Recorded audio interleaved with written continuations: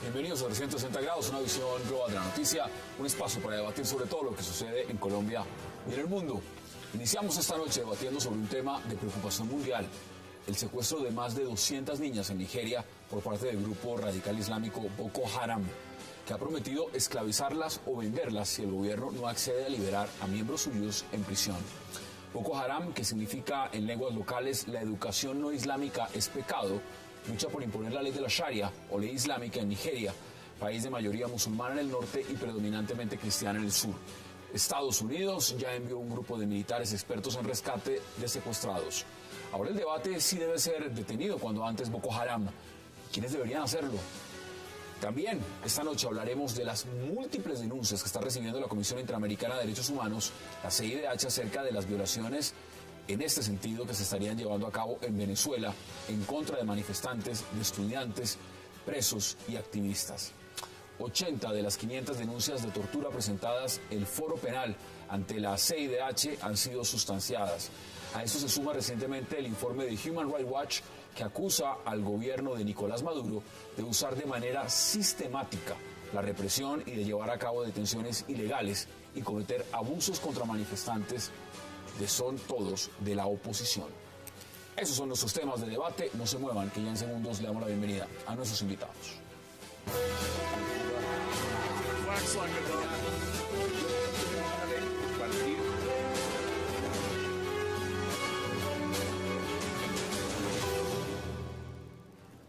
Y de verdad qué placer darle la bienvenida hoy en 360 para hacer agenda internacional a Omar Bula, a Philippe Bolón, a Manfred Grotov y a Víctor de Correa Lugo. Señores, qué gusto. Qué gusto poder hablar de Nigeria hoy, de otras cosas. Con esta agenda tan caliente y esta campaña es bueno salirse e ir a África. Víctor, qué bueno que esté otra vez acá. Muchas gracias. Bueno, ¿qué es Boko Haram?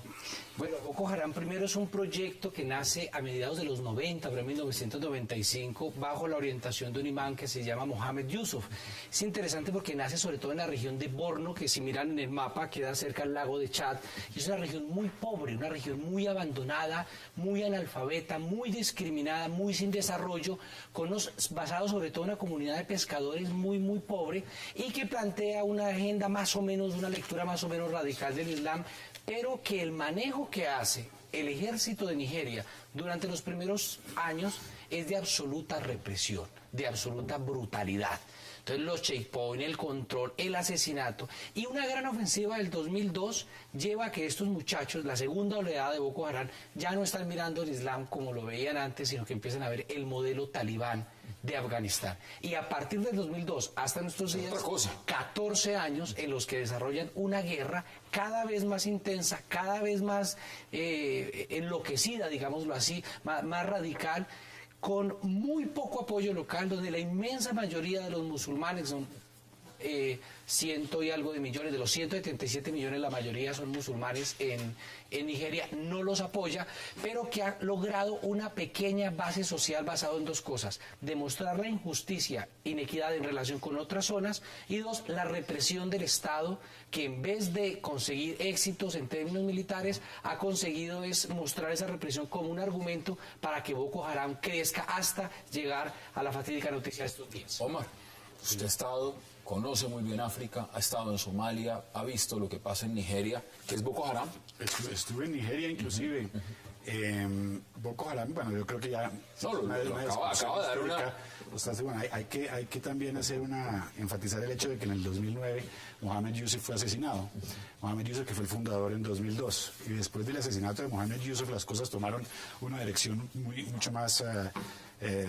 ahora tenemos violenta, a Abubakar Shekau. Sí, Abubakar Shekau en la época de Mohamed Yusuf era más o menos el número 2, ¿no es cierto? Él era una persona más callada, una persona de más lectura, ¿no es cierto? Era un idealista del Islam desde un principio, y en un momento dado inclusive Mohamed Yusuf perdió el control. ¿no es cierto? Desde el momento que Yusuf murió en el 2009, básicamente quedó en manos de él. Aunque se dice que Boko Haram, hay muchos Boko Haram al mismo tiempo, ¿no es cierto? Es un poco el fenómeno. No es una sola ramificación. Es el fenómeno de Al Qaeda, ¿no?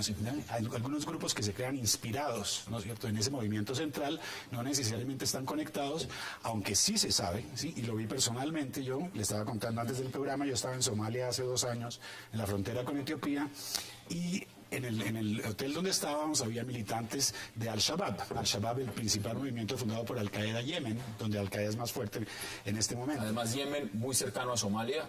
Exactamente. Pegados, únicamente lo separa la salida del mar. Exactamente. Y ya en ese mismo hotel estaba hospedada gente tanto de Al-Qaeda Magreb, que es tal vez el movimiento más fuerte de Al-Qaeda en el África, y de Boko Haram. Entonces hay vínculos. Cuán fuerte no se especula mucho, cuán organizado está el movimiento o no. Lo que sí hay que confirmar, porque yo visité esa zona de Nigeria, y visité Níger y Chad también, la pobreza de estos lugares, me dice como dicen en otro programa, es impresionante. Es válido cuando los consideran y uno no puede, pues hay que usar los términos con mucha seriedad cuando dicen estados fallidos. En el caso de Nigeria, por supuesto no, pero en el caso de Somalia se ha aplicado mucho, estados fallidos. En el caso de Somalia no hay duda que es un estado fallido, es una anarquía total, y tal vez Puntland hacia el norte ha tomado un poco de organización, pero Somalia sigue siendo un estado fallido. Ahora, en el caso de Nigeria es muy diferente. Los estados fallidos están más hacia el norte, si se puede decir fallidos. Ellos dicen que no. Nigeria y Chad, que están en una situación... Acá hay un elemento muy interesante, Felipe, es el siguiente. Para muchos el tema de Boko Haram es desconocido. Pero cuando se llega a un secuestro masivo de 200 niñas y sale públicamente el señor Shekau diciendo, pues vamos a venderlas o esclavizarlas, eso inmediatamente genera una gran reacción internacional. Sí, su discurso, pero esto no es algo nuevo. O sea, no es algo nuevo. Esto es un grupo que existe hace muchísimos tiempo. Años, y últimamente, desde hace 5 años, justamente se ha intensificado. Durante esos 14 años fueron arrestados los líderes y relaxados, es decir, los dejaron salir sin problemas, pero desde hace 5 años, bueno, solamente terminando el tema de secuestro de franceses, está de moda en este momento, lo está repitiendo. Hubo masacres de 300 personas hace 2-3 días, entonces masacres continuos, el proceso se está intensificando. Son grupos mafiosos, es decir, que es una mafia con tentáculos en diferentes países, se reivindica haciendo un jihad, utilizando un gris africanos, entonces es una mezcla de diferentes cosas. No hay un solo grupo, no creo que haya un solo líder, hay varios en este momento, el que salió justamente en televisión atacando a diferentes presidentes, hasta el presidente de Francia, Abraham Lincoln, entonces había una mezcla de todo sobre el tema de estar queriendo hacer una reforma de educación, prohibiendo la educación a las niñas, entonces el caso ahí, secuestro a las niñas. Quieren implementar la ley de la Sharia, el Islam sobre un territorio además donde claramente pues el Islam está establecido en el norte de África. Pero en este territorio, bueno, yo tuve la oportunidad de vivir en Senegal, y en Senegal tenemos una población musulmana bastante importante, y en Casamance una población católica que convive, y ahí también teníamos lo mismo, es decir, que en el sur, que es la región más rica, hay una población católica, y las niñas que fueron secuestradas, hay unas que eran católicas. Entonces hay una guerra de religión que se está marcando, hay un ataque justamente fuerte, el ataque lo había previsto. El problema es que aquí hay una corrupción también de las fuerzas nacionales, la Armada, que no pudo reaccionar, tenía 17 personas frente a 200. Mire, veamos elementos, yo le voy a dar la palabra a Manfred, veamos exactamente qué dijo el señor Shekau cuando pues, ocurrió este secuestro masivo de estas niñas. Veamos. Cada nación, cada región tiene que tomar una decisión. O están con nosotros, que somos el verdadero musulmán, o están con Obama, François Hollande, George Bush y Ban Ki-moon y sus pueblos incrédulos que matan y matan. Esta guerra es contra los cristianos. Me refiero a cristianos en general. Manfred, aquí el tema es, ya sabemos qué es Boko Haram, ya sabemos dónde está Boko Haram. La pregunta es, ¿por qué nace Boko Haram? Y sobre todo, ¿a quién le podemos fijar responsabilidades de que estos grupos estén como están, su nacimiento, su estructura y todo en África? Pues mira, cuando arranca el problema, y Víctor y Omar lo describieron bastante bien, una parte que, traigamos los pesos colombianos, ¿cuánto vive una persona en el África, específicamente en Nigeria? 70% de la población vive no bajo línea de pobreza, sino bajo línea de indigencia. Eso traído a pesos colombianos, eso son 45.000 pesos al mes, con eso vive una persona en Nigeria. O sea, es un nivel de pobreza extremo. Efectivamente, se concentra en el norte, y hubo otro fenómeno más que digamos que no lo mencionaron, que fue la parte del petróleo. El petróleo, cuando llegó, generó lo que sí típicamente se conoce como maldición de recursos. La maldición de recursos profundizó las condiciones del conflicto. Ahora, ¿qué busca los objetivos estratégicos del grupo? Uno ve a un líder que parece desencajado e irracional, pero eso creo que sigue la estrategia de Al-Qaeda. Diferente a que sea... vínculos con Al-Qaeda ya reivindica Al-Qaeda. Pero no es Al-Qaeda, es completamente, es una cosa independiente de Al-Qaeda, pero se usa la estrategia. Y la estrategia es o incitar a que intervengan las naciones, incitar para profundizar las causas del conflicto, 1, 2, o desincentivar que no se metan en Nigeria, o 3, y eso sí les ha funcionado muy bien, acorralar al gobierno nigeriano. La gente es absolutamente molesta contra el gobierno nigeriano por esta situación, y la última sería desencadenar una guerra civil entre norte y sur. Creo que sería la última posición que hace. África de por sí es un continente que, si uno lo mira por países, es el que más dictadores ha tenido, más autocracias. Ahora, Víctor, yo le pongo un ejemplo, porque leyendo uno un poco acerca del conflicto y consultando a los internacionalistas que conocen del tema, dicen lo siguiente: mire, eso es un problema que viene desde 1884, y le voy a decir las bases. Es cómo se repartieron África. Cómo se repartieron África, justamente los europeos y los Estados Unidos, la repartición que hicieron. ¿Y a qué pueblos dieron el poder? Sin respetar etnias, sin respetar absolutamente nada. Y aquí está la base de lo que pasó en Ruanda, aquí está la base de lo que ha pasado en el Congo, aquí está la base de lo que ha pasado en Somalia, y la base de lo que está pasando en Nigeria viene desde ahí. De cómo el señor Otto Bismarck en 1884 se reunió con 14 líderes y repartieron África. ¿Eso es así? Pues dolorosamente es cierto, es el famoso Scramble for Africa, no es otra cosa que la repartición. Somalia es la repartición juntar pequeñas provincias que se lo repartían. Uno ve la frontera entre Mali y Argelia, uno está en Argelia y allí no existe la línea, ¿no? Sí, es absolutamente creado de manera artificial con un grave problema.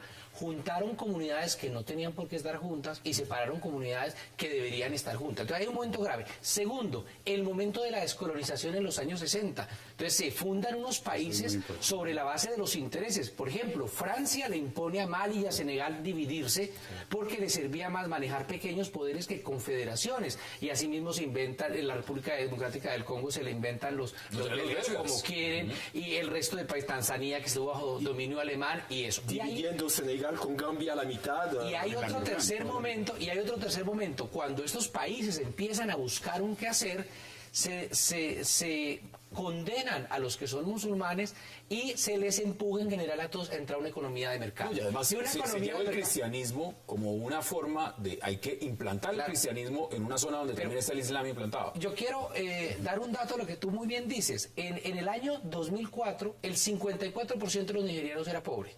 Ha aumentado impresionantemente la venta de petróleo. Y en el 2010 los pobres eran el 64%. La desigualdad crece por el petróleo. Mientras tanto, ¿sabe quién está sacando con el pitillo todos los recursos de África? China. Está feliz. Bueno, van a prestar satélites, para poder... Y explotando el continente inmensamente rico en recursos energéticos y mineros. Sí, pero justamente China fue interesante porque ellos prestaron satélites para justamente buscar a esas guerrillas armadas. Tengo que ir a una pausa y vuelvo inmediatamente con Omar, porque lo interesante es ver esto a fondo y ver realmente si esto se resuelve como dicen muchos, con una intervención extranjera, con un tema militar, o esto es un tema de fondo que desafortunadamente no se puede resolver sencillamente amenazando al señor Shekau con bombas y aviones. Vamos a la pausa en 360 y ya regresamos.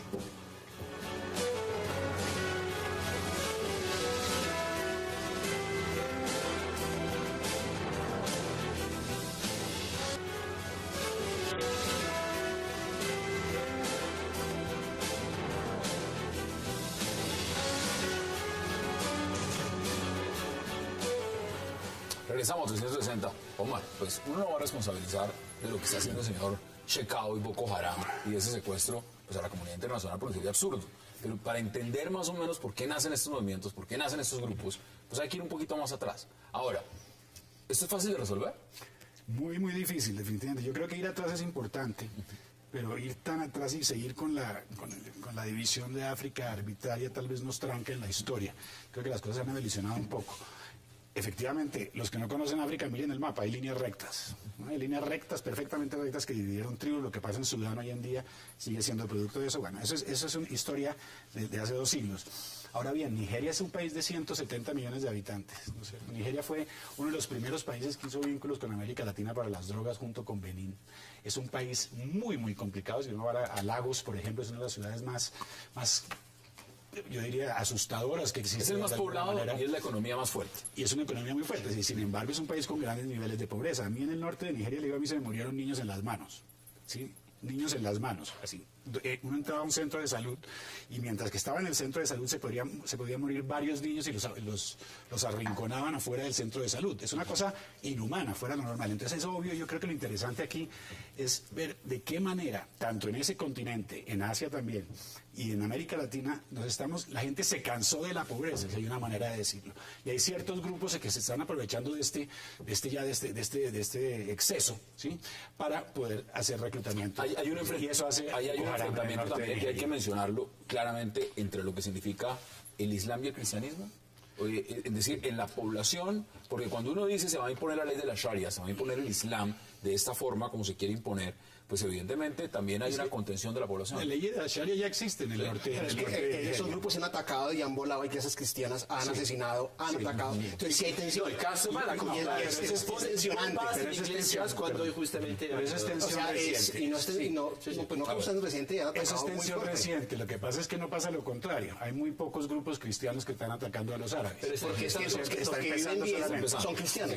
Sí, son cristianos. Hay una cuestión religiosa, pero no es una cuestión permanente. Es lo mismo en Etiopía. En Etiopía tenemos cristianos y musulmanes que han convivido milenios, ¿sí? Sin necesidad de estar en guerras. Entonces, sí hay influencias externas. Y la influencia externa es, primero que todo, que Estados Unidos se ha salido, y Europa de alguna manera, no hubo una descolonización en el 60, fue una pseudo-descolonización. Siguieron en 40 años de asistencia humanitaria, etcétera, etcétera, y una dependencia del África. Y además, la intervención de la China. La China, efectivamente, hoy en día... Pues, es dueña del continente. Pero la China no es la culpable de lo que está pasando en este momento. Hay un discurso de Gaulle, del general de Gaulle, cuando se hizo la decolonización, que es interesante, cuando fue a hablar en Argelia, justamente, y él dijo simplemente, ¿qué queremos? ¿Queremos autopistas? ¿Queremos escuelas? Entonces tenemos que abandonar África. Y abandonaron, pero dejaron las multinacionales sacándole recursos. Pero el apoyo y la ayuda en infraestructura ya habían dejado... Les voy a dar cifras a ustedes, los dos que estuvieron viviendo en África. Miren, 54 misiones de paz han operado en el continente desde 1948. 54 misiones. No diría, imagínense usted lo que eso significa. De esos, actualmente hay 65.000 soldados que hacen parte de una docena de fuerzas de paz desplegadas en igual número de países. Pero es decir, del tamaño del continente. Entonces estamos hablando de que lo que vemos es estos movimientos que nacen allá. Esto no es cualquier cosa, es un país que, es un continente, perdón, que arde en llamas en muchos conflictos. Hay un piso más adelante, yo creo que la China sí tiene mucho que ver, muchísimo que ver. Tiene que ver mucho porque es un problema de gobernancia. Hay un problema de gobernancia en todo el África.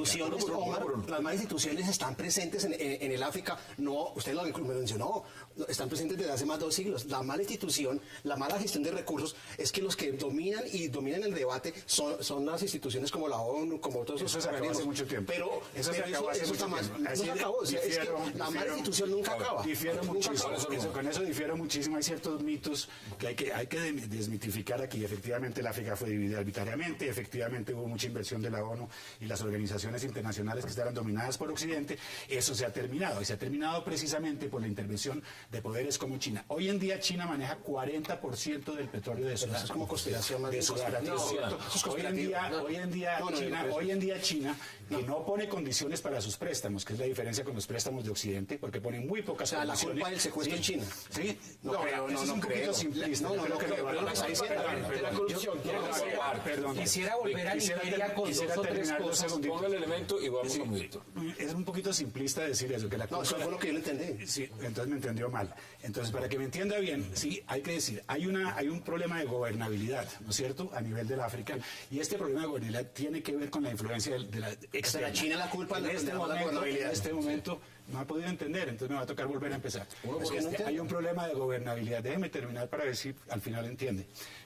Hay un problema de gobernabilidad. Ese problema de gobernabilidad está definido por la intervención de fuerzas externas. En este momento hay un retroceso de los europeos que dejaron una cosa por detrás. Y llegó China. Y llegó China. En este momento no hay gobernabilidad. Entonces China sí tiene... En el caso de Sudán estamos de acuerdo y sabemos el poder de China y su apoyo en el Consejo de Seguridad al gobierno de Sudán.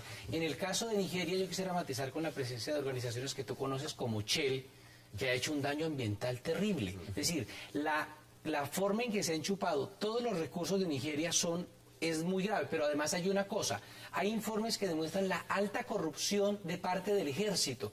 Y curiosamente ha resultado funcional al ejército Boko Haram. ¿Por qué? Porque cada vez que hay un ataque, el ejército pide más recursos, les dan más dinero que se va al bolsillo de los militares y cierran el círculo de corrupción. Una cosa, tres cosas. Pero una cosa, la segunda si la Shell es mala, entonces en todo punto donde está la Shell funciona mal el gobierno. No, yo no he dicho eso, yo he dicho la corrupción. La segunda cosa que quiero plantear es el problema que plantea la cosa que cita Abubakar Chekau, que es el verdadero musulmán. Ese problema sí lo hemos visto en Somalia, en Siria lo vemos en Afganistán, lo vimos en Irak, el año pasado en Irak, en el mismo debate, cuáles son los verdaderos musulmanes. Entonces yo creo que hay que tener en cuenta la alta corrupción del ejército, 2, el debate sobre el verdadero musulmán, y 3, las transnacionales petroleras que han hecho un daño económico y ecológico de una magnitud impresionante. Ahora, acá hay un tema, mire, el tema es, y todos se preguntan en la comunidad internacional, porque lo primero que se imaginan es, eso es un grupo de salvajes y allá lo que hay que hacer es una intervención militar y con una intervención militar se resuelve el problema, y realmente no entienden el conflicto, no entienden el problema y la magnitud. ¿Cómo puede actuar la comunidad internacional frente a esto? Porque es que ya salió también Michelle Obama con una pancarta, y es una política que está haciendo, sale con su hashtag diciendo devuélvanos las niñas. Pues en Twitter, en las redes sociales, pues evidentemente eso puede generar una gran conciencia social del problema. Pero si vamos a atacar el problema y somos pragmáticos, pues eso no soluciona, ni van a rescatar a las niñas de esa forma. Ni los Estados Unidos tampoco se va a meter en Nigeria, ni nada por el estilo. Entonces, ¿cómo resolvemos una crisis de ese tamaño? Hay diferentes cosas. Una cosa, China, el rol de China es bastante importante. Está entregando plata sin condiciones, entonces no le piden nada al gobierno. Eso es uno.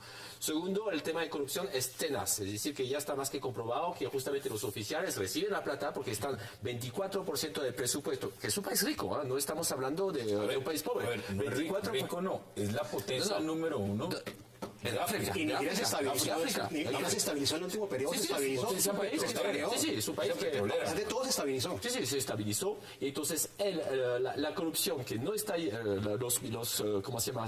Oficiales que están ganando la plata. En el caso de que habían previsto ¿cómo se llama? No es Human Rights, es otra organización que habían sacado esta semana un informe mostrando que ya estaban enterados que iban a atacar esta escuela. En el caso de la escuela, pero los militares... ¿Eso qué demuestra? Que hay ineficiencia por parte de las fuerzas militares, como dice el señor Chekau. Dice, nosotros tenemos más fuerza que el mismo ejército de Nigeria. ¿Sabe cómo se le da financiamiento a los gobiernos? Y Colombia con ese caso muy bien. Cuando se declara un grupo terrorista o no, cambia totalmente el aspecto. La organización, la administración Clinton decidió no declarar a Boko Haram un movimiento terrorista. ¿Por qué? Eso fue un debate que vi hace 8 días. Porque en ese momento el argumento era que si se los declaraba, ¿sí?, ellos subían de perfil y recibían más financiamiento. Solamente el secretario Kerry lo declaró desde el año pasado, ¿sí? ¿Y quién estaba en ese momento? Muy interesante. Sí, entonces, eso es clave, claro. Eso es clave. Ahora, para hacer una similitud y cambiando un poquito el tema, digo, ojalá Michelle Obama hubiera salido con un hashtag de los niños de Colombia y de las FARC. Qué pena voy a cambiar, pero los niños son niños, ¿no es cierto? Y si estamos hablando, no estamos hablando de 200 niños, estamos hablando de miles de niños. Yo quiero volver a Nigeria. Pero son niños y son los mismos derechos siendo, o sea que...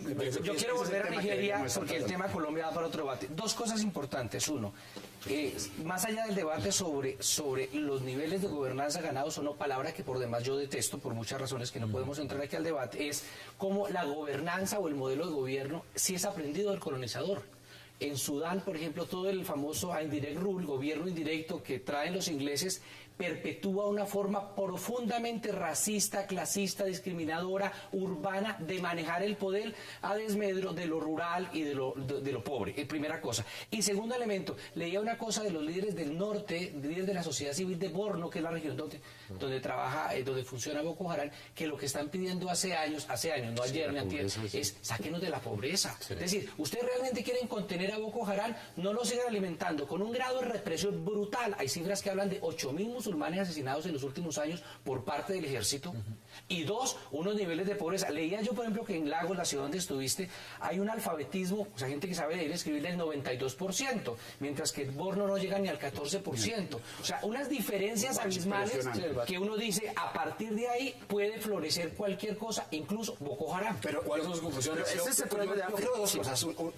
Digamos, la primera es, las malas instituciones heredaron. Eso es definitivo. Eso está claro. El continente quedó mal repartido y vemos los efectos. Pero también, como dice Omar, no podemos seguir culpando. Más allá de la mala repartición, el problema es que en muchos países de África vemos una diferencia tenaz entre regiones. Es decir, que hay regiones, como decías, al nivel de alfabetismo y de riqueza, que sí, ¿cómo se llama?, se puede sustentar, y otras que están totalmente dejadas. Es decir, que la pregunta, vuelvo y les digo, para la conclusión es, ¿qué debe hacer la comunidad internacional en este caso? Porque es que Boko Haram, vuelvo y digo, Boko Haram lleva operando varios años, décadas. Esto no es nuevo. Se volvió noticia en Occidente sencillamente porque secuestraron 200 niñas. Entonces apenas la gente está empezando a entender quién es Boko Haram. Pero los estudiosos del tema dicen, por Dios, esto es un tema de fondo. Esto no apareció de la noche a la mañana y levantaron una piedra y salieron. Pues, déjeme decir mi opinión en una frase. Va a pasar lo mismo que con las armas químicas de Siria. Flor de un día. Flor de un día. Lo primero es que tiene que entender los objetivos estratégicos de ese grupo, porque es que no se ha estudiado. En esencia no se sabe qué está pasando. Pero le voy a poner otro ejemplo. ¿Cuánto han estudiado los talibanes? Invadieron Afganistán y en este momento están sentados en Qatar negociando con los talibanes otra vez. Entonces, esa es la coyuntura de lo que significa cuando se invade un país o no y la gente piensa que eso es ir y meterse. Ahora, meterse es peor, ¿no? Bueno, hacer sanciones. No, y si esto lo justifica, pero la pregunta es, ¿este tema de fondo se resuelve sencillamente con los hashtags y con las... No se resuelve con eso. Ni con las armas. Ni con sanciones económicas tampoco. ¿Cuáles son sus conclusiones? Todo puede pasar por la educación, puede pasar justamente, pero ellos están contra la educación de las niñas. Pero entonces hay una reforma que hay que hacer de descentralizar los estados, que los estados africanos están muy centralizados en ciertas regiones. La repartición, ellos mismos después de todo el daño que hicieron los colones, hicieron esta repartición dejando unas zonas totalmente dejadas. Y en este momento estas zonas se están revelando. ¿Cuáles son sus conclusiones? Realmente es el mismo problema que hay en casi todo el mundo ahora, es el paradigma mundial. Es Occidente contra Islam y está cogiendo unas fuerzas hasta que no haya una conversación a nivel de civilizaciones, que eso va a tomar muchísimo tiempo. Puntualmente, como tú dices, es la flor de un día. Y eso es muy difícil. El gobierno, el presidente en este momento tiene que sacar la cara, entonces good luck Jonathan, ojalá que tenga good luck. Vamos a la pausa en 360 porque al regreso vamos a hablar de Venezuela y de las denuncias que está haciendo Human Rights Watch. Ya regresamos.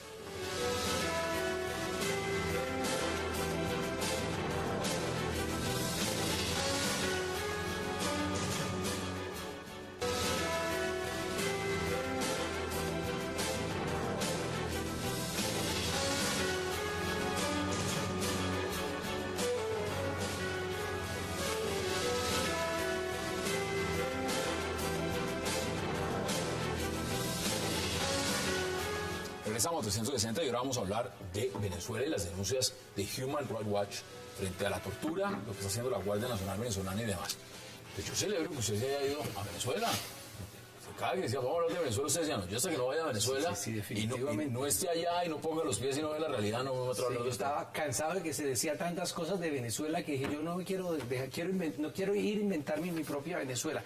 Yo que vi en el viaje a Venezuela dos cosas, una marcha prochavista bastante nutrida, de gente que sigue apoyando el régimen de Maduro y que sigue que es la alternativa, y una marcha antichavista profundamente nutrida, que por supuesto no voy a caer en la teoría de creer que todos son agentes de la CIA, porque terminaría diciendo que la nómina de la CIA en Venezuela es bastante grande, ¿no? Cosa que sería millones. Sería millones, realmente gastaría mucha plata.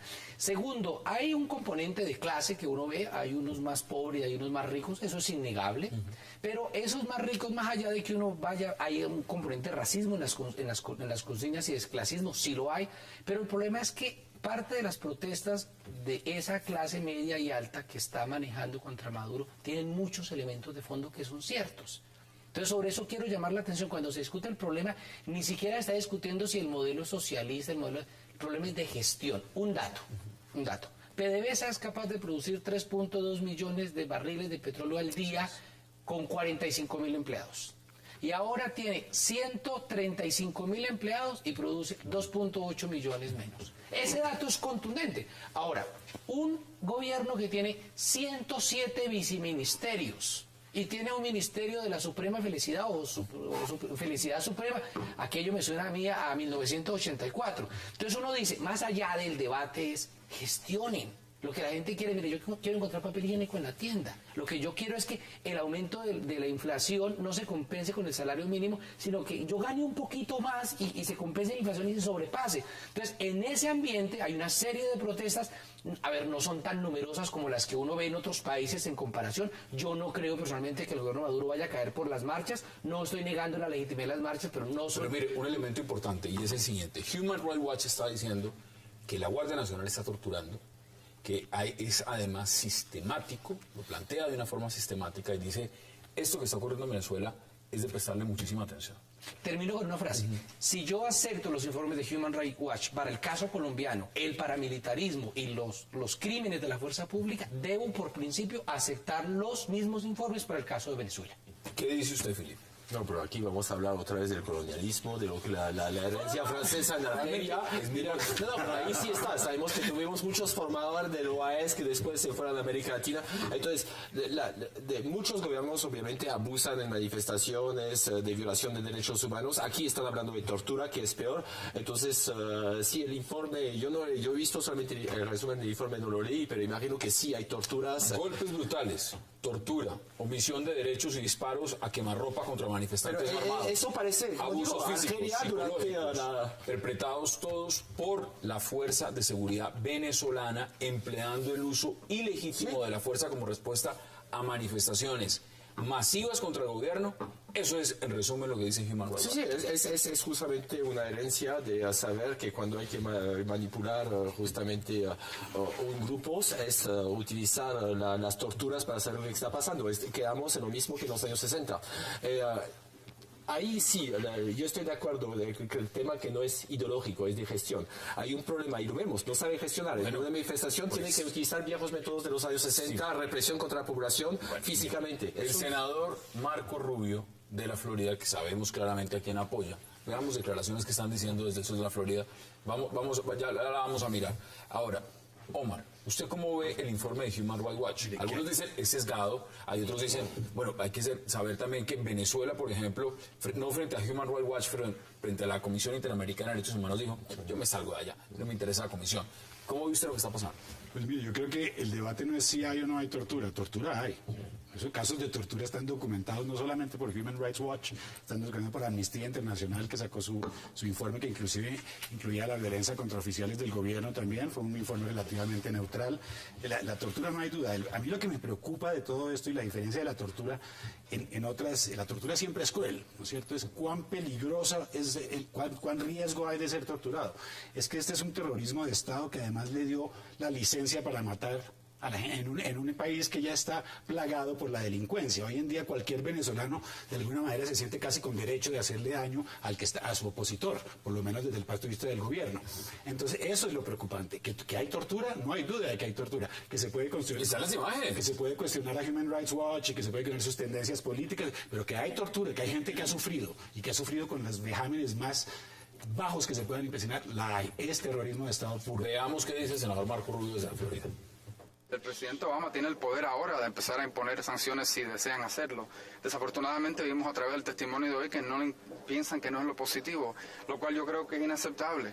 ¿Cómo es que vamos a sancionar a violaciones de derechos humanos en Rusia, pero no vamos a sancionar a violaciones de derechos humanos en Venezuela? El pueblo venezolano no es menos que el pueblo de Rusia o el pueblo de Ucrania o el pueblo de cualquier de otra parte del mundo. Yo no lo creo. Al contrario, yo creo que es importante que cualquier violación de derechos humanos siempre tenga consecuencias severas. En el caso de Venezuela estamos hablando de individuos que tienen propiedades e inversiones en Estados Unidos que benefician de la economía norteamericana, pero que utilizan su acceso al gobierno y su poder dentro del gobierno para enriquecerse y oprimir al pueblo venezolano. Manfred, es muy claro lo que dice el senador Rubio, ¿no? Sí, y yo creo que yo hace un tiempo tenía una posición y me he dedicado a leer bastante este tema y cosas como ya los papers serios que se escriben. Hay varias cosas para uno. La primera cosa... Los que leía antes no eran serios. Pues, no es que no fueran serios, sino que, o sea, es como ver otras visiones también. La primera cosa, Venezuela es el único país casi que del mundo que mejoró su ingreso. 10 puntos. Eso no lo logra cualquiera. Eso es impresionante. Entonces, así como decimos que torturan, que hacen, eso es parte, digamos, del fragor de una campaña mediática y de todo lo que sucede ahí. Pero también hay que decir una cosa clara. Mejorar 10 puntos del Gini, eso es una cosa impresionante. Pero permítame... Muy importante. Pero permítame y doy otra cosa. Y es lo que decía Víctor de cómo se maneja y cómo se gestiona la economía venezolana. También yo decía un documento viéndolo con ojos de economista occidental formado en escuela ortodoxa, pues claro, Venezuela funciona muy mal como economía ortodoxa, pero Venezuela como economía heterodoxa pues sigue funcionando bien. También que el ingreso per cápita de Colombia está por encima de Venezuela, es por encima de Colombia. Pero un ciudadano normal, mire, más que mirarlo como un tema de economistas, si yo salgo al supermercado y no tengo papel higiénico, si yo quiero comprar es el producto que me encuentre, porque no es, yo quiero buscar algo y no hay, sino es lo que me encuentre. Si hay harina, pues compro harina. Si hay arroz, pues hay arroz. Y me toca mirar qué hay. Si quiero un desodorante, pues compro porque no puedo escoger nada más. Un país que está sustentado sobre unas reservas petroleras que son las más grandes del mundo al lado de las de Arabia Saudita y que no está exportando al mismo ritmo, es decir, que todavía las tiene ahí y no hay papel higiénico. No, empecemos por ahí. Eso es un tema de gestión. Eso es un tema de mala política, eso como es todo. Esto es una oportunidad. El índice de Gini, yo quiero aprovechar esta oportunidad porque es una oportunidad de oro. Y ojalá no solamente esta audiencia estuviera acá, sino una audiencia más amplia. Aunque ustedes tienen mucha audiencia, no estoy claro, no. Es un mito la reducción de la pobreza de Venezuela. Lo sé por datos del Banco Mundial. No, es que ocurrió los datos mundiales. Los tengo. El Banco Mundial recibe datos, solo puede trabajar con datos oficiales. Todos los datos que se le proporcionaron al Banco Mundial entre 1999 y en el 2007 fueron datos oficiales sin posibilidad de verificación ulterior. Es un mito lo del Gini. Es un mito que hay, y por eso digo que gran oportunidad. La prensa del mundo entero se comió el cuento de que habían bajado los niveles de pobreza en Venezuela. Decir que la economía venezolana funciona es un sacrilegio. Bloomberg News sacó ayer, la economía de Venezuela se va a encoger 1% en la como ortodoxia, cómo funciona la economía. No, que ortodoxia ni que economía. Ortodoxia funciona. El papel higiénico que yo compro no es ortodoxo, es papel higiénico. Vamos a hablar de entonces, la economía se va a reducir un 1%, una inflación del 59%, una producción petrolera a la mitad. ¿Y quién se atreve? Tiene que ser un economista muy ingenioso. ¿Pero usted es economista? Sí. Entonces tiene que ser muy ingenioso para poder decir definitivamente que Venezuela funciona económicamente. Eso es un sacrilegio. Yo quiero matizar una cosa. Sin duda creo que hay un problema de gestión. Segundo, la legitimidad de Chávez y de Maduro existe. O sea, no nos mintamos tampoco. Gran sector de la población y de Maduro. Perdóneme, en las marchas las encuestas salieron hace 3 días. No me importan las encuestas porque usted mismo está diciendo que el Banco Mundial miente. Permítame decir que las encuestas también pueden mentir. Yo lo que quiero decir es lo que yo vi es inmensas masas de gente que se siente agradecida, clientelar, como ustedes quieran, con el proyecto. Y están y le apuestan y le apuestan. Y el modelo de Maduro está ahí y hay una legitimidad. Que no nos gusta otra cosa. Uno, dos. Hay un dato importante. Yo no le negué a usted la violación de derechos humanos que está cometiendo en Venezuela. Lo que quiero decir es que pasar de 700.000 estudiantes de universidad a 2,5 millones es un dato que hay que verlo también. Cuidado pues, porque es que uno puede decir, antes en el COPE y en el ADECO eso era el paraíso terrenal, llegó Chávez y ahora es el infierno. Quiero terminar, si me permite. Quiero también terminar. Entonces yo creo, uno, hay una legitimidad que no se puede conocer. Dos, hay un acceso a la educación que no se puede conocer, aunque hay discusiones sobre la calidad de la educación. Y tres, lo de la mejora en varios sectores de la población sí es una cosa sentida. Y eso no desmiente ni que hay maneras. ¿Es sostenible esa mejora? Debate. Acepte los gastos económicos. Yo quiero responderla. Es un mito. Yo no creo que es un mito. Primero, le voy a decir, es imposible manipular los datos a semejante escala. Es imposible. ¿Por qué es imposible? Porque coger una base de datos que tiene más de 75.000 observaciones, 500 valores, multiplica eso es imposible. Eso no tendría que dedicarse al gobierno venezolano y todos los economistas a hacer eso. Eso no pasa, eso no pasa. Puede ser que el dato de inflación lo manipule, eso es cierto, pero manipular toda la economía y esos datos, imposible. Aquí hay evidencia empírica en campo, lo está diciendo él. Aquí están los datos, aquí. Ahora, ahora, yo le quiero responder a Hassan. Hassan dijo, no hay papel higiénico. Eso es cierto, indiscutiblemente, y no hay unos bienes básicos. Pero, a pesar de eso, el venezolano consume más que el colombiano. El venezolano tiene mejores ingresos que el colombiano. Y el venezolano tiene, y a pesar de todo, el gobierno venezolano maneja un modelo que a mí no me gusta. No quisiera que nunca llegara aquí, pero eso funciona, eso se llama economía de equivalencias. Usted no quiere vivir yo veo datos. Pero si usted no quiere que venga, si usted no le gusta, es más, ¿por qué no quiere que, si usted dice que es tan bueno, porque no quiere? Estoy diciendo que hay unos datos que Tengo que ir a una pausa, Filip, y le doy la palabra porque el debate está ahí. Vamos a la pausa en 360 y ya regresamos.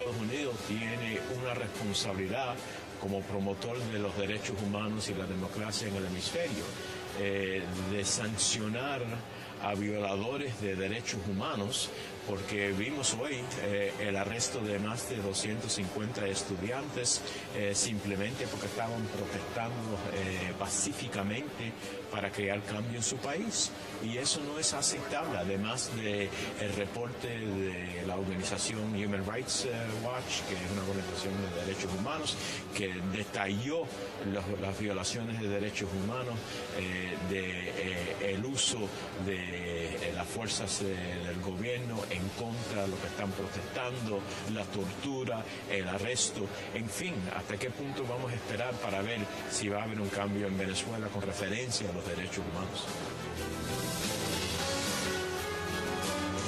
Regresamos a 360, son las 8:48 p.m. en vivo, hora de Bogotá, Quito y Lima. Mire, Filip, el debate no es solo aquí. Cuando se habla de Venezuela, el debate es en todas partes. Nuestros televidentes también opinan. Me escribe Javier Cáceres, nos escribe, dice: buenas noches, tengo familia en Venezuela. El gobierno le dio casa a mi familia y solo le exigieron 30.000 pesos. Y escribe al mismo tiempo Ani, dice: ¿cómo se nota que algunos panelistas no viven en Venezuela? Ver los toros de la barrera es muy fácil, porque eso es lo que genera Venezuela. Una polarización. Una polarización terrible. Igual que Cuba. No, pero la gente no puede ver yo quería regresar sobre el modelo. El modelo venezolano, que no entiendo. Entiendo muy bien el modelo cubano, pero no lo entiendo. Yo creo que justamente que las cifras están mejorando, estoy de acuerdo. Ahí no comparto contigo, que estoy de acuerdo. Pero a corto o mediano plazo, o sea, ¿crees que se puede sustentar? Es decir, que la disparidad... La economía venezolana es sostenible. ¿Es sostenible? Es sostenible. Que no me guste es una cosa. A mí no me gusta la economía venezolana. Y no me gusta porque eso es muy malo para un país. Pero ese proyecto... En este momento funciona con el petróleo. Pero si el petróleo funcionaría... Si el petróleo cayera a $74 por debajo, no, es que voy a decir las cifras. Es que no es cualquier reserva. Es la reserva más grande que hay en el mundo con Arabia Saudita. O sea, entonces son inmensamente riesgosos. No, pero ahora, cualquier modelo estaría funcionando. Que se va a profundizar. A lo que voy, cualquier modelo estaría funcionando. A mí se me hace simpático que un economista diga si le gusta o no le gusta una economía. Los economistas no están para que les gusten o no les gusten, es para ver si funcionan o no funcionan. Que no funcionan. Las cifras están claras, lo acabo de decir hace 2 segundos. Se encogerá 1% la economía. Eso no es una cifra. ¿Cuál es su econometría? Número 1. Es Bloomberg News y se lo envío más en su correo electrónico. Inflación disparada. Inflación disparada. Pero ¿qué economista? Yo sí que me va a tocar levantar a Smith o a Keynes para que nos vengan acá y nos digan bien ustedes de qué están hablando. Un país con la inflación más alta del mundo. Del mundo, del planeta Tierra. 30% del planeta Tierra, 59%. Eso es sostenible. Reservas petroleras a la baja. ¿No es cierto? Es un país cuya economía está en una destrucción total. Atreverse a decir reservas de petróleo. Un economista que dice que le gusta la economía venezolana. Que no me gusta. No le gusta. Miren lo que le escriben. Ya me entiendo muy bien cómo Mire, Manfred, le escriben: usted está loco. Y al mismo tiempo dicen: esa economía está... Estoy de acuerdo con él. Tiene toda razón. Hay una cosa que hay que decir. Es cierto que la economía, la inflación es la inflación más grande del mundo. Pero Venezuela ha tenido los recursos para aumentar el salario mínimo y contener el impacto de la Venezuela. Tiene desempleo bajísimo, el impacto de la inflación. Las cifras son del gobierno, por favor.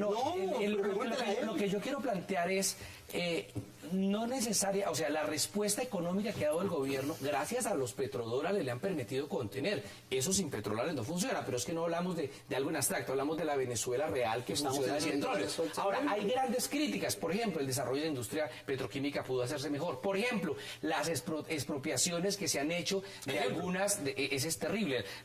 Fidel Castro dice hay que expropiar y expropia los baldíos y a partir de un modelo que funciona. Chávez, el modelo chavista, terminan expropiando las tierras fértiles y no invierten en un proyecto agrícola. O sea, si uno mira en términos de seguridad alimentaria y de seguridad, invierte en agricultura, haga el país autosostenible, pero independientemente de lo que creemos, yo sí creo que gracias al petróleo el sistema va a seguir funcionando y creo que Maduro no va a caer fruto de las marchas de la oposición porque eso no está haciendo ninguna mesa. Creo que va a caer por tensiones internas, de sectores del chavismo que han ido desgranándose al interior del mismo sistema. El mismo propio chavismo. ¿Va a haber como un peronismo de izquierda y de derecha? No lo sé, pero sí creo que ahí por ahí será la cosa. Pero la desigualdad dentro de la izquierda no dentro de la oposición. Aquí empezamos hablando de las torturas y del informe de Human Rights Watch. ¿Y por qué se los planteo de esta forma? Por una razón muy sencilla. Porque las declaraciones de Marco Rubio y de otros congresistas estadounidenses lo que están tratando de buscar es sanciones económicas a Venezuela. Bueno, eso es lo que están buscando. ¿Y qué es lo que dicen? Dicen, si estamos interviniendo o buscando sanciones en el tema de Rusia por haber intervenido en Ucrania, por violaciones de derechos humanos. Buscando. Pueden buscar, todavía no encontrar. Pues en Venezuela muchos dicen esto se puede apretar es por el tema económico y una gran medida sería que Estados Unidos apretara el cinturón a través de la Reserva Federal. ¿Usted cree que vengan sanciones para tratar de desmontar el modelo? ¿O sencillamente Estados Unidos se va a hacer de la vista gorda? Yo de verdad no creo que hay modelo, que la economía funcione y que funcione bien gracias a este petrodólar, pero creo que cualquier modelo estaría funcionando gracias a esta mana de dinero que hay detrás. Entonces, las sanciones de Estados Unidos, yo creo que Estados Unidos está metido en diferentes cosas que en este momento no tiene. No le interesa, no le interesa, es un buen socio económico, son buenos socios. ¿Para qué lo vas a sancionar? ¿Para qué lo vas a sancionar? Sí, si permite hacer subir los precios del petróleo, puede ser, porque Estados Unidos necesita que sea rentable. Una cosa es la promesa coactiva que se aplica en Rusia y en Siria, y otra cosa es Venezuela. Uno sanciona a los funcionarios de un gobierno, ¿sí? Cuando estos tienen una influencia sobre las decisiones colectivas, ¿no es cierto?, que finalmente toman. En el caso de Rusia, por ejemplo. En el caso de Venezuela no hay que sancionar, hay que castigar el AMPA. Diosdado Cabello no hay que sancionarlo, hay que encarcelarlo, porque es un ampón, ¿no es cierto? Nicolás Maduro es uno de los criminales que pasarán, uno de los grandes criminales de la historia de América Latina. O sea que sanciones no hablemos. Hablemos de lo que se merecen estos tipos que están llevando este país a la deriva. Se merecen ser encarcelados, que paguen por sus penas y por los robos millonarios. Pero no vale una cosa. Nos quedan menos de 2 minutos. Nos quedan menos de 2 minutos. Para Colombia, ese pésimo gobierno de Venezuela, porque es pésimo, ha sido buenísimo para Colombia. A Hugo Chávez habría que sentarlo y hacerle algún homenaje, porque es que gracias a Hugo Chávez llegó la inversión extranjera y se creó una firma como Pacific Rubiales, que es una firma de petroleros venezolanos, y crearon eso. O sea, usted está diciendo que debido a la represión en Venezuela, entonces vieron buenos venezolanos acá. ¿Y cuánto ha crecido? Aquí tenemos la cifra. A Omar no lo veo con la... El per cápita de Colombia en relación al de Venezuela, cruzada la cifra, ha crecido en 1.846 O sea, usted le está apostando a que Venezuela le vaya mal para que entonces se venga para Colombia. ¿Esa es la fórmula? Claro. O sea, que se exprime el país. Pero le ha ido bien. Uno es un Twitter que manda Camilo Barrios que dice, ¿recuerdan los informes de la CEPAL? Donde del 29.5 al 23.9 fue la reducción de la pobreza extrema en el 2013. No sé si la CEPAL tampoco es de sus afectos, eso es una cosa. Y la segunda, si hablamos de grandes criminales, es cierto que Maduro es responsable de una violación de derechos humanos, pero de ahí a colocarlo al lado de un Pinochet, de un Bashar al-Assad que tú conoces, de un Zenawi que tú conociste, de esos tipos de criminales, o de responsables en Colombia de las violaciones sistemáticas de derechos humanos que ocurran en este país, pues me parece que no hay nivel de comparación. Solo dos cosas. Que no hay nivel de comparación. Dos cosas. Muy triste su posición de decir que a Venezuela le va mal y a nosotros nos va bien. Pero no, es que le va, es que son los datos. ¿Yo qué hago? ¿Yo qué hago? Antilatinoamericano y parroquialista. Pero yo qué hago si son los Segundo, datos. es muy parroquialista. Usted Pero es yo muy qué hago. colombianito en este Pero momento. aquí están los datos. ¿Yo qué hago? Ahora, en cuanto a esto de Maduro, yo sí quiero decir, comparar a unos con otros no quita el mal del uno, ¿no es cierto? Es tan malo Bashar al-Assad, ¿sí? Como que el problema es que Bashar al-Assad es un tipo inteligente. El problema es que la mayoría de dictadores han sido dictadores que han manejado la situación con cierta idea de lo que están haciendo.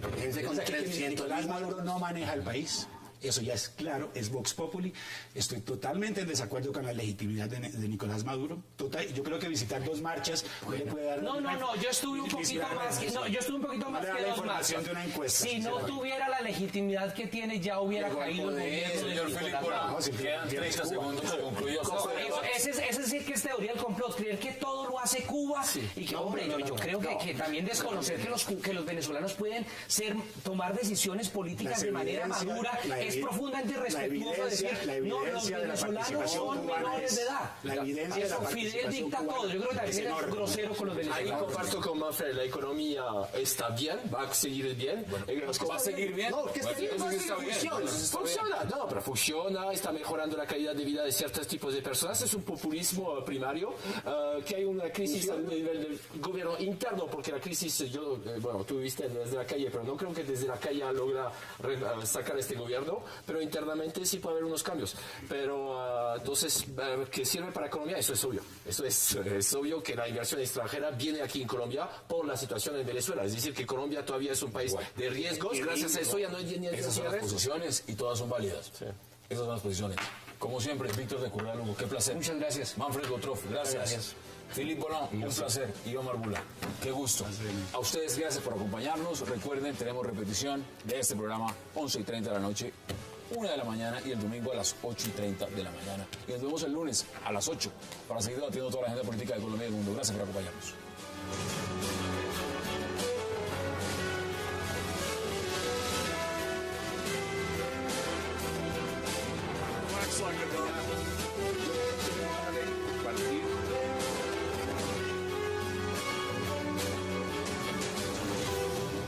Lo está repitiendo, hubo masacres de 300 personas hace 2-3 días, entonces masacres continuas, el proceso se está intensificando. Son grupos mafiosos, es decir, que es una mafia con tentáculos en diferentes países, se reivindica haciendo un jihad, utilizando un gris africanos, entonces es una mezcla de diferentes cosas. No hay un solo grupo, no creo que haya un solo líder, hay varios en este momento, el que salió justamente en televisión atacando a diferentes presidentes, hasta el presidente de Francia, Abraham Lincoln, entonces había una mezcla de todo sobre el tema de estar queriendo hacer una reforma de educación, prohibiendo la educación a las niñas, entonces el caso ahí, secuestro a las niñas. Quieren implementar la ley de la Sharia, del Islam sobre un territorio además donde claramente pues el Islam está establecido en el norte de África. Pero en este territorio, bueno, yo tuve la oportunidad de vivir en Senegal, y en Senegal tenemos una población musulmana bastante importante, y en Casamance una población católica que convive, y ahí también teníamos lo mismo, es decir, que en el sur, que es la región más rica, hay una población católica, y las niñas que fueron secuestradas, hay unas que eran católicas. Entonces hay una guerra de religión que se está marcando, hay un ataque justamente fuerte, el ataque lo había previsto. El problema es que aquí hay una corrupción también de las fuerzas nacionales, la Armada, que no pudo reaccionar, tenía 17 personas frente a 200. Mire, veamos elementos, yo le voy a dar la palabra a Manfred, veamos exactamente qué dijo el señor Shekau cuando pues, ocurrió este secuestro masivo de estas niñas. Veamos. Cada nación, cada región tiene que tomar una decisión.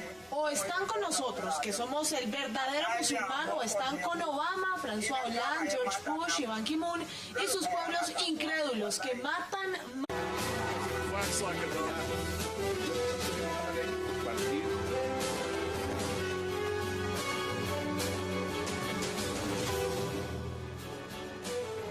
Bienvenidos a 360 grados, una visión global de la noticia, un espacio para debatir sobre todo lo que sucede en Colombia y en el mundo.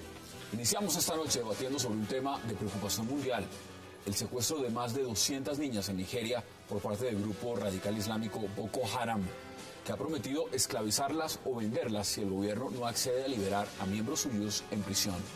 Boko Haram, que significa en lenguas locales la educación no islámica es pecado, lucha por imponer la ley de la Sharia o ley islámica en Nigeria, país de mayoría musulmana en el norte y predominantemente cristiana en el sur. Estados Unidos ya envió un grupo de militares expertos en rescate de secuestrados. Ahora el debate sí debe ser detenido cuando antes Boko Haram. ¿Quiénes deberían hacerlo? También esta noche hablaremos de las múltiples denuncias que está recibiendo la Comisión Interamericana de Derechos Humanos, la CIDH, acerca de las violaciones en este sentido que se estarían llevando a cabo en Venezuela en contra de manifestantes, de estudiantes, presos y activistas. 80 de las 500 denuncias de tortura presentadas en el Foro Penal ante la CIDH han sido sustanciadas. A eso se suma recientemente el informe de Human Rights Watch que acusa al gobierno de Nicolás Maduro de usar de manera sistemática la represión y de llevar a cabo detenciones ilegales y cometer abusos contra manifestantes son todos de la oposición. Esos son nuestros temas de debate. No se muevan, que ya en segundos le damos la bienvenida a nuestros invitados. Militantes de Al-Shabaab. Al-Shabaab, el principal movimiento fundado por Al-Qaeda Yemen, donde Al-Qaeda es más fuerte en este momento. Además, Yemen, muy cercano a Somalia. Exactamente. Pegados, únicamente lo separa la salida del mar. Exactamente. Y ya en ese mismo hotel estaba hospedada gente tanto de Al-Qaeda Magreb, que es tal vez el movimiento más fuerte de Al-Qaeda en el África, y de Boko Haram. Entonces, hay vínculos. Cuán fuertes no se especula mucho, cuán organizado está el movimiento o no. Lo que sí hay que confirmar, porque yo visité esa zona de Nigeria, y visité Níger y Chad también, la pobreza de estos lugares me dice, como dicen en otro programa, es impresionante. Es válido cuando los consideran y uno no puede, pues hay que usar los términos con mucha seriedad cuando dicen estados fallidos. En el caso de Nigeria, por supuesto, no, pero en el caso de Somalia se ha aplicado mucho, estados fallidos. En el caso de Somalia no hay duda que es un estado fallido, es una anarquía total, y tal vez Puntland hacia el norte ha tomado un poco de organización, pero Somalia sigue siendo un estado fallido. Ahora, en el caso de Nigeria es muy diferente. Los estados fallidos están más hacia el norte, si se puede decir fallidos. Ellos dicen que no. Niger y Chad, que están en una situación... Acá hay un elemento muy interesante, Felipe, es el siguiente. Para muchos el tema de Boko Haram es desconocido. Pero cuando se llega a un secuestro masivo de 200 niñas y sale públicamente el señor Shakau diciendo, pues vamos a venderlas o esclavizarlas, eso inmediatamente genera una gran reacción internacional. Sí, su discurso, pero esto no es algo nuevo. O sea, no es algo nuevo. Bastante, es un grupo que existe hace muchísimo tiempo. Años, y últimamente, desde hace 5 años, justamente se ha intensificado. Durante esos 14 años fueron arrestados los líderes y relaxados, es decir, los dejaron salir sin problemas, pero desde hace 5 años, bueno, solamente terminando el tema de secuestro de franceses, está de moda en este momento.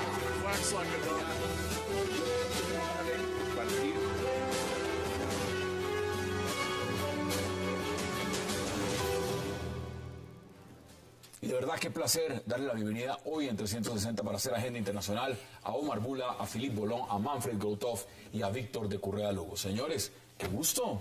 Qué gusto poder hablar de Nigeria hoy, de otras cosas. Con esta agenda tan caliente y esta campaña es bueno salirse e ir a África.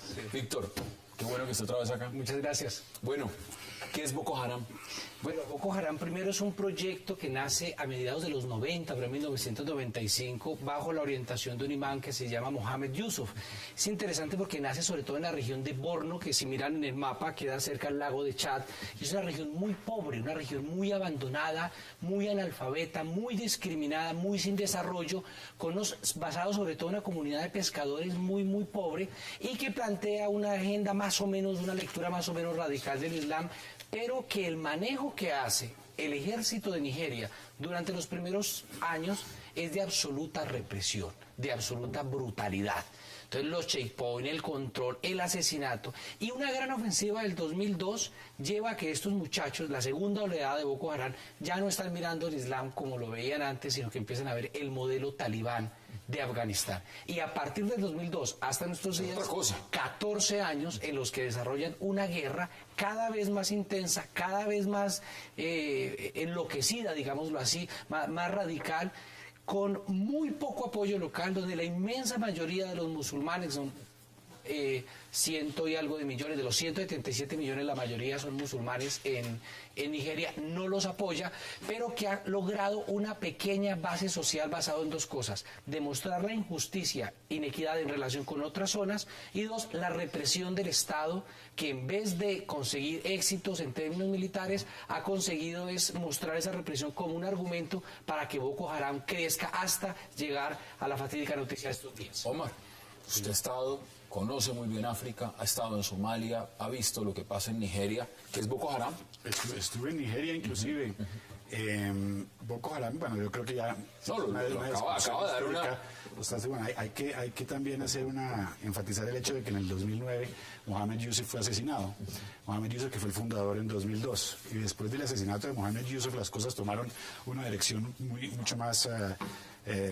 ahora tenemos violenta, a Abubakar Shekau. Sí, Abubakar Shekau, en la época de Mohamed Yusuf, era más o menos el número 2, ¿no es cierto? Él era una persona más callada, una persona de más lectura, ¿no es cierto?